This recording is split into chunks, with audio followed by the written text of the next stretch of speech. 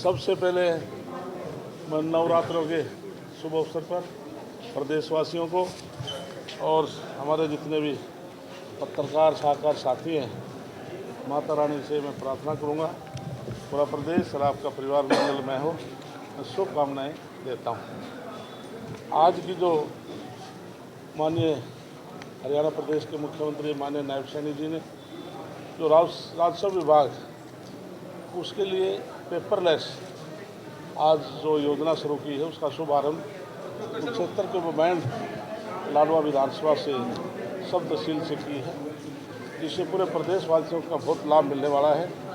एक तो पेपर रहित रजिस्ट्रियाँ होंगी कि पहले रजिस्ट्री जब कराते थे मैनुअली बहुत काम करना पड़ता था, जिससे काफ़ी कठिनाई सामने आती थी। अब कोई व्यक्ति अपनी रजिस्ट्री कराना चाहेगा तो अपने कंप्यूटर पे अपलोड करके जो फॉर्मेट जो बना है उसमें फिलअप करके डाउनलोड करके कर सकता है।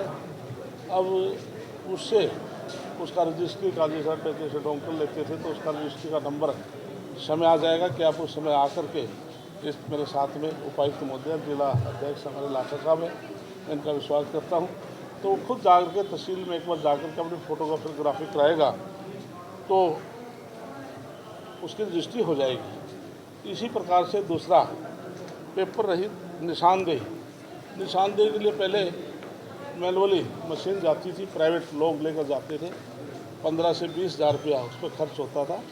लेकिन आज की जो योजना जो शुरू की है इसमें 1000 प्रति एकड़ के हिसाब से हमारे मशीन जो जी रोवर मशीन होगी जो 1000 रुपये प्रति एकड़ किसान का खर्च आएगा।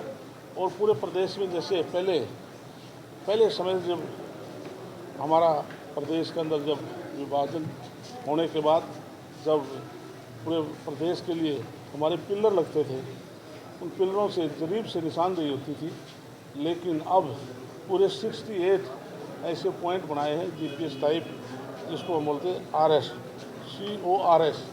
तो उन पॉइंटों से ये हमारी जो जीरो और मशीन उठाएगी और जिस पॉइंट की निशानदेही होगी 100% वो प्रॉपर करेगी। इसलिए ये भी निशानदेही वैस जो व्हाट्सएप जो चेक वोट इसके हिसाब से हमारा कोई भी आप चेकअप करना चाहते हैं इस व्हाट्सएप से आपने कब आपने रजिस्ट्री कराई, आपने किसी अपने किले के नंबर चेक करने हैं, आप उस व्हाट्सएप से सारा चेक कर सकते हैं। राजस्व न्यायालय जैसे जिस प्रकार से हमारे काफ़ी लाखों के केस पूरे प्रदेश में होंगे, उससे बहुत जब बड़ी परेशानी का सामना करना पड़ता था, इससे बहुत लाभ मिलेगा।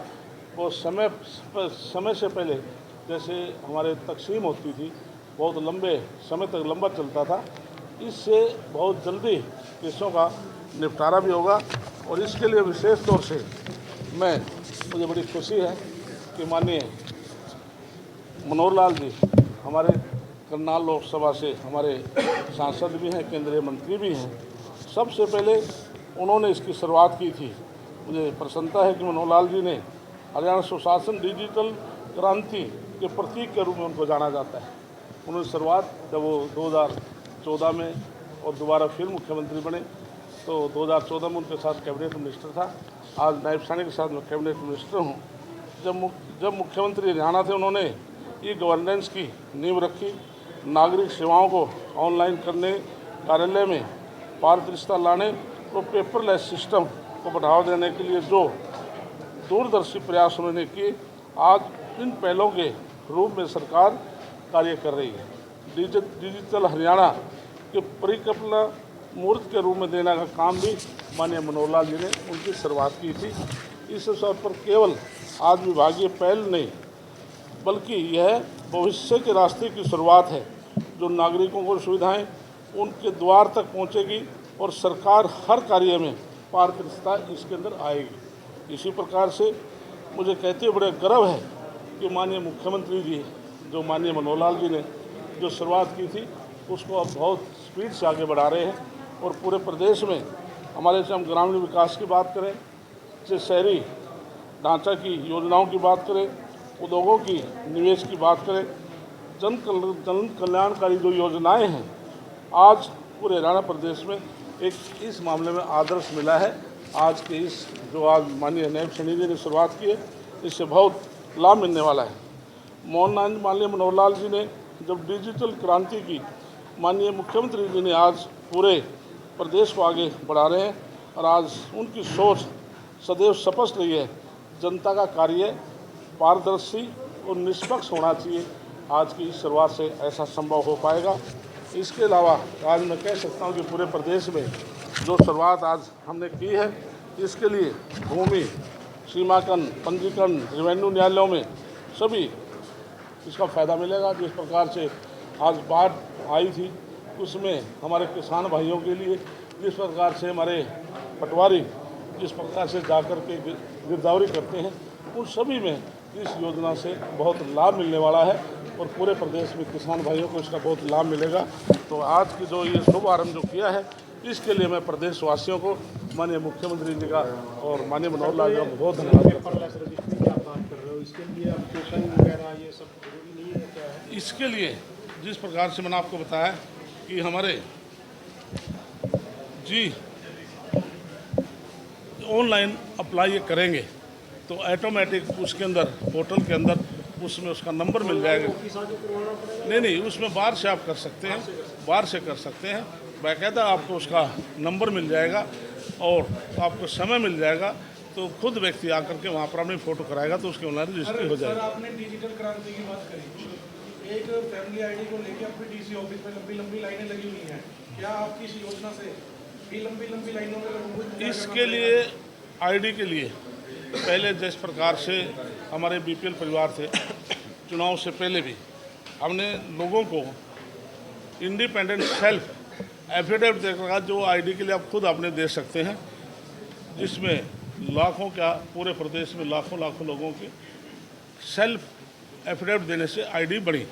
लेकिन कुछ लोगों ने गलती से उसमें ज़्यादा आईडी में इनकम भरी, तो बाद में जब प्रशासन ने वेरिफिकेशन कराई, उसमें नाम कटे भी, जो पात्र लोग थे उसमें बढ़े भी। तो इसलिए आज भी एक प्रोसेस है एडीसी की, उसमें हमारी एक कमेटी है, वो उसको चेक करती है कि यदि किसी का आईडी गलत है तो उसको ठीक किया जाता है। धन्यवाद। और कोई विशेष बात होता है इसके लिए हमारे देश के प्रधानमंत्री 2014 में जब पहली बार वो बने, उन्होंने 3 बात कही थी। भारत सुरक्षा की दृष्टि से, आर्थिक दृष्टि से, सामाजिक और धार्मिक दृष्टि से हिंदुस्तान अव्वल है। तो इसलिए आज हिंदुस्तान आज सुरक्षा की दृष्टि से भी अव्वल है।